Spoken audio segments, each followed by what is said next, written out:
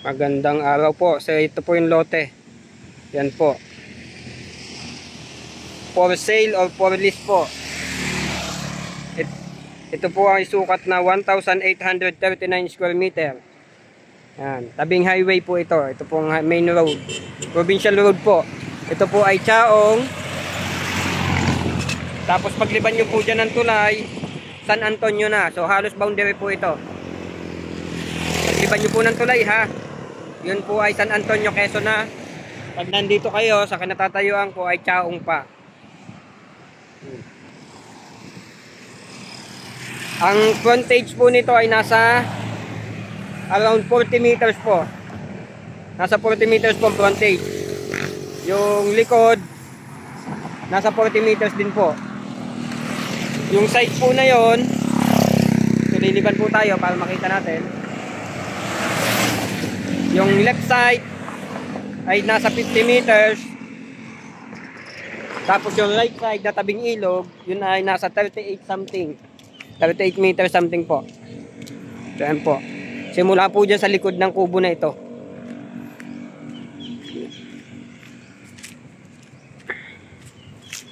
So ayan po, simula po dyan sa may bakod na yan. Papunta po doon, yan ay 50 meters. Yung likod ay 40 meters. Itong harap ay nasa 40. Parang 42 po ito. 42 meters ata ang harapan. Yung side sa ilog ay 38 meters. So may kubo po yan. Yung bahay po na yon, maliit na bahay. Ito po ay hindi na naituloy na project. Ito po ang purposana ng tambak na yan ay gagawa ng packet na kalsada. So hindi lang naitutuloy pa yung project. Kasi baka ibenta na lang po yung lupa. So yun po yung maliit na bahay na yon. Yung pong bahay na yon ay mahigit ng halos 10 taon na po yan dito. Never po itong binaha. Never pong umapaw ang ilog dyan. Kasi malaki po ang pagitan ng ilog. Napakalawak po ng panabe. Yan, may malaking puno ng akasya. Dalawa yan, malaking puno. So simula dito sa kawayan na yan hanggang doon ay 38 meters. So 1,839. Yun po ang kanyang kabuuan lupa. Maganda po ang ilog, napakalawak. Malawak po ang panabe. Yan, malinis.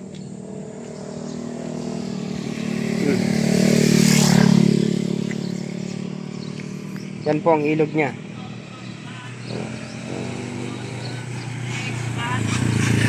So nandito po ako sa tulay mismo.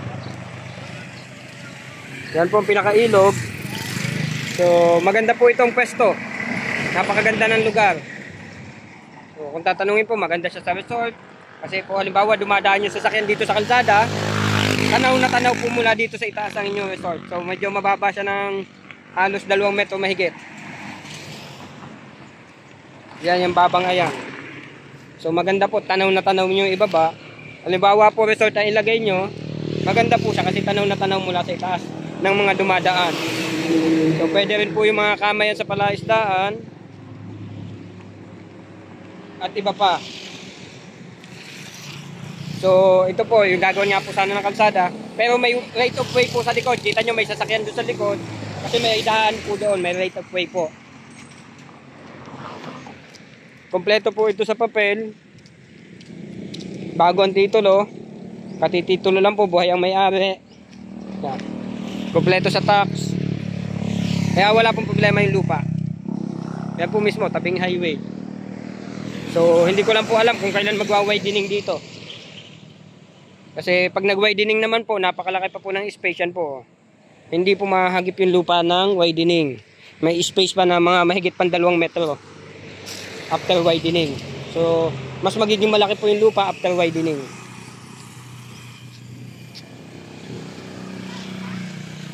May ilan pa pong puno ng lansones. Yan, lansones pa yan. May puno ng rambutan sa likod. Isa na nga lang.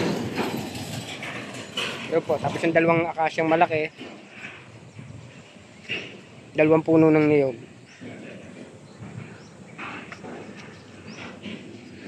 Yan po.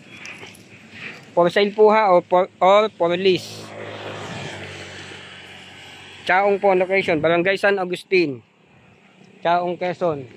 Boundary na po ng Chaong. Kasi pagliban niya po ay San Antonio, Quezon na. So yan po ang daan. Yun lamang po, salamat.